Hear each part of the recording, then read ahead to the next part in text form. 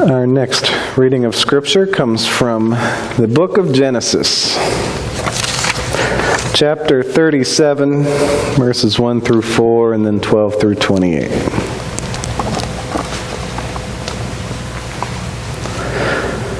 Now Jacob was settled in the land where his father had sojourned, the land of Canaan.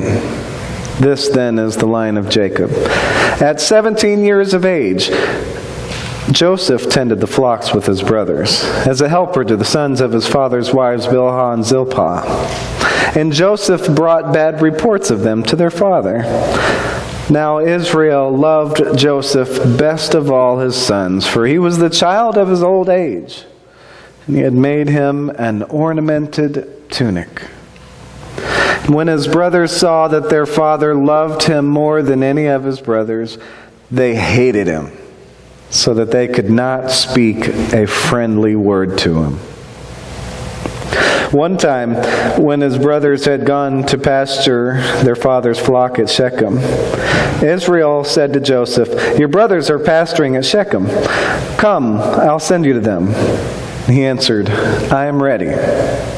And he said to him, "Go and see how your brothers are and how the flocks are faring, and bring me back word." So he sent him from the valley of Hebron. When he reached Shechem, a man came upon him wandering in the fields. And the man asked him, "What are you looking for?" He answered, "I'm looking for my brothers. Could you tell me where they're pasturing?" The man said, "They have gone from here, for I heard them say, 'Let us go on to Dothan.'" So Joseph followed his brothers and found them at Dothan. They saw him from afar, and before he came close to them, they conspired to kill him. They said to one another, "Here comes that dreamer. Come now, let us kill him and throw him into one of these pits, and we can say a savage beast devoured him. We shall see what comes of his dreams." But when Reuben heard it, he tried to save him from them, and said, "Let us not take his life." And Reuben went on, "Shed no blood. Cast him into the pit out in the wilderness, but don't touch him yourselves," intending to save him from them and restore him to his father. When Joseph came up to his brothers, they stripped Joseph of his tunic, the ornamented tunic that he was wearing, and took him and cast him into the pit. And the pit was empty. There was no water in it. Then they sat down to a meal. Looking up, they saw a caravan of Ishmaelites coming from Gilead, their camels bearing gum, balm, and ladanum to be taken to Egypt. Then Judah said to his brothers, "What do we gain by killing our brother and covering up his blood? Come, let us sell him to the Ishmaelites. But let us not do away with him ourselves. After all, he is our brother, our own flesh." And his brothers agreed. When Midianite traders passed by, they pulled Joseph out of the pit. And they sold Joseph for 20 pieces of silver to the Ishmaelites, who brought Joseph to Egypt. Grass withers, the flower fades, but the word of the Lord lives forever. And this is the word of the Lord. All thanks be to God. Now, radar is a tool that we human beings use to detect things, right? Particularly in the air, and of course underwater, underground, anywhere else that we need help seeing. And the range and abilities of radar detection vary much on the radar itself. It depends on that radar and how well it can detect, and how far it can detect, and what it can detect. Now, we've all probably heard the term "fly under the radar." And that's because when it's being used to detect an aircraft, if the aircraft is below a certain elevation, the radar won't be able to detect it. I saw somewhere, and please feel free to correct me if this isn't right, I saw somewhere that the standard for military flight to fly under the radar is an elevation of about 50 feet. Low enough so that the radar can't pick you up, yet high enough so you can maintain a good speed. That seems really low to me, so seriously, military folks, please correct me if that's not right. Huh? You're right. It's right. All right. Thank you. It's not uncommon for us to use this metaphor, referring to something going undetected, saying to fly under the radar. Now, we have a personal radar system that compares well, I think, to that actual technology. In that our radar, our ability to pick up on things that's going on around us, it's very limited, and it depends on each one of us from person to person on how well this radar is going to work, and so forth. There is a range of activity in the world that our senses pick up naturally and easily. And that would fall well into the scope of our radar. Now, I can see each one of you here in worship this morning. I can hear the music that Seth plays on his guitar. I can feel the pulpit right here in front of me. All of this is in my normal range of senses, in my natural radar. There's more going on than just this stuff. There's more going on around us. Just like there was more going on around Joseph in the text from Genesis. In this text, we've got a brief run-through of the first part of Joseph's story. We find Joseph at age 17 working as a shepherd, and being Jacob's favorite son, or Israel's favorite son. As you see, it kind of ambiguously goes back and forth of what it calls Jacob or Israel. This is after Jacob's name was changed to Israel. Israel gave Joseph an ornamented tunic. Now, this is one thing you may have noticed. It's different in different translations because what exactly that means is kind of up to debate. We've heard of that tunic probably most commonly as being the coat of many colors. The amazing Technicolor Dreamcoat, for example. Now, it's also been interpreted that this coat was special simply because it had sleeves. Now, be it because it had sleeves, because it was colorful, or because it was ornamented in some beautiful way. Whatever the case, it was very, very special. And it symbolized Israel's special draw toward his son Joseph, beyond the rest of his brothers. So it got on his brother's nerves very quickly. Actually, more than just got on his brother's nerves. It says there that they hated him so much that they couldn't even speak a friendly word to him. Now, adding insult to injury, Joseph just seemed delighted to tell them about his dreams.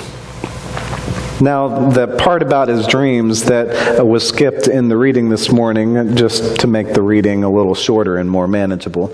But you all probably know those dreams pretty well. One, they have the wheat, and his brothers, all their wheat bows down to Joseph's wheat, which was standing tall. And then the next dream, the 11 stars and sun and moon were bowing down to Joseph, both of these stating about Joseph's prestigious position that he would be in one day, and his family all having to bow down to him and look to him for leadership. And in that second dream, it even included his parents. It kind of threw everybody off. Now, as Israel was kind of taking it to heart and remembering these dreams for later, knowing they could possibly mean something, they just made his brothers so angry. Just added insult to injury. His brothers were furious. Really, really hated him. They couldn't see one day bowing down to young Joseph. That was to add on top of Joseph being their father's favorite son. So one day, Israel sent Joseph out to catch up and to see how his brothers were doing, come back and give the word. When he found them, he was walking toward them when they saw him, and they came up with that devious plan. They decided to kill him. But thankfully, Reuben interjected out of nowhere and influenced them not to do it. He argued for them to, yes, go ahead and throw him in the pit, but not to kill him. Secretly, Reuben was going to come back and save him later. This got their wheels turning, so that they did what he suggested. They threw him in the pit, where there wasn't even any water to drink. They were just going to leave him, and then they went on to eat a meal. But finally they decided to sell him to some Ishmaelite traders to get rid of him without killing him. And the Ishmaelites bought Joseph, and that's how Joseph ended up in Egypt. Next week we'll follow up on what happens to Joseph while in Egypt, but for now let's stop and look a little more closely at what's happening here. Most of us already know this story. We know that God's at work doing bigger things. We know that the dreams that Joseph was having are more than just dreams, but they're messages from God about what the future holds. God is at work. God is working toward a greater goal and involving the people to make it happen. And we know that Joseph's dream about his family kneeling before him is all about that prestigious position that he'll have in Egypt when his family's fate will be in his hands. But the tricky part in all this is figuring out what else in the story that God is doing and figuring out the difference between what God is doing and what God isn't doing. Since God's ultimately overseeing all of this, does that mean that God is causing Joseph's brothers to hate him? To want him dead? To come up with that plan to kill him? Then to sell him into slavery? We could come to that conclusion very easily, but I think that would be too visible, too detectable, in my opinion, for that to have been what God was doing. We come to that conclusion all the time. Something bad happens, we ask, why? God, why? What did I do this time? A loved one turns on us. We lose someone in a senseless act of violence. We get caught into a fight with a spouse or sibling or another loved one. We fall short of income to cover bills and expenses, and it's why, God, why? It's a fair question to ask, considering the feeling that it all just seems over our heads. Why is God doing this to me? The problem with that question is that it implicitly states that God is responsible for that specific thing happening. Now, if we look at the text from Matthew, that may help us see a little more clearly. That in the gospel, the disciples are out to sea and being battered by the waves, and Jesus walks out on the water on out to them. And they see him, they think he's a ghost.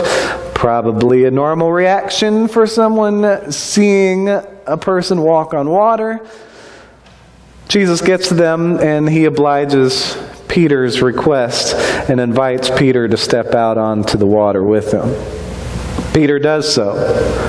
And Peter is successful for a quick moment, walking on the water with Jesus. But then a strong wind comes. Peter freaks out and he begins to sink, calling to the Lord, "Save me!" Now in this brief moment, where was God's presence? Was God the one making that strong wind blow? Was God the one causing waves to batter their boat all night?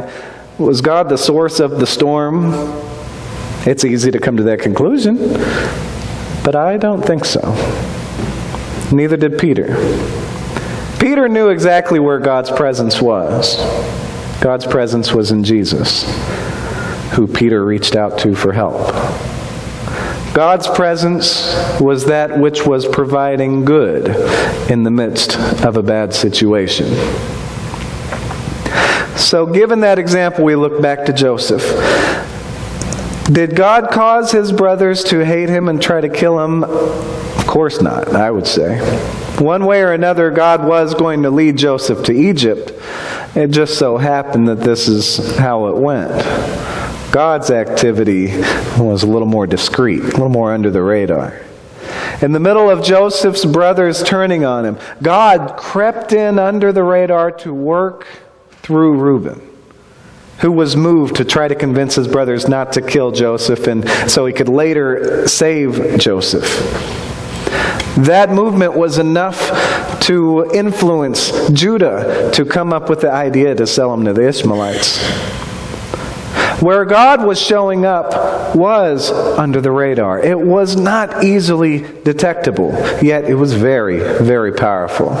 Those discrete ways that God works in the stories of Israel are like how God works in our lives.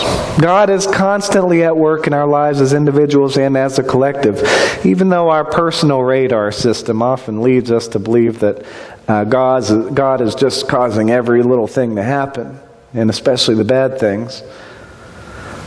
I think the truth is God likes to fly under the radar. We've got to pay closer attention to where God is and what God is doing.